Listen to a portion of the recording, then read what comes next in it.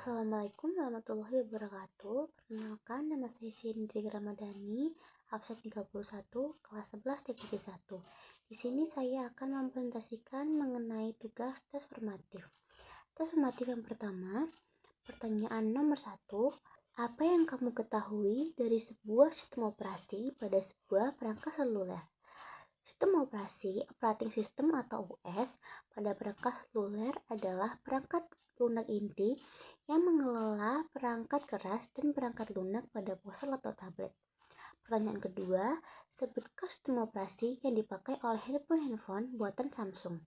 Yang pertama, Android, yang kedua Tizen OS, yang kedua Wear OS, dan yang keempat Bada OS, dan yang terakhir Windows Phone OS.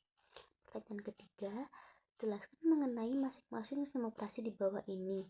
A. Bada OS, B. Tizen OS, C. Android OS. A. Bada OS. Bada OS adalah sistem operasi mobile yang dikembangkan oleh Samsung Electronics. Bada OS diluncurkan pada Februari tahun 2010.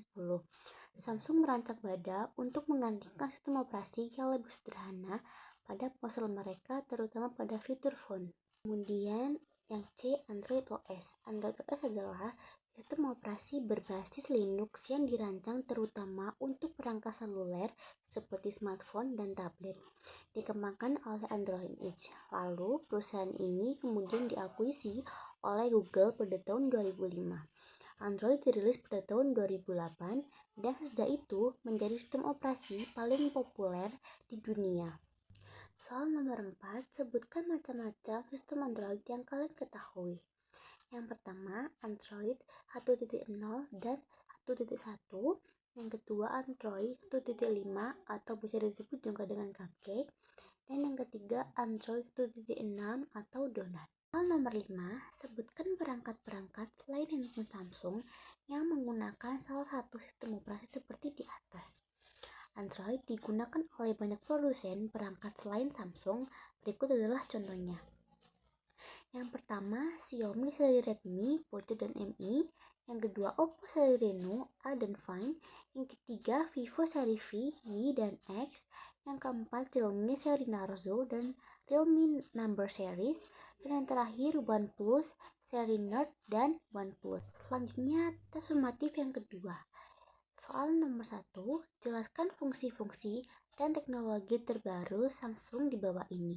A. Smart Switch, B. Bixby, C. Samsung DeX, D. SmartThings, dan yang terakhir E. Samsung Health.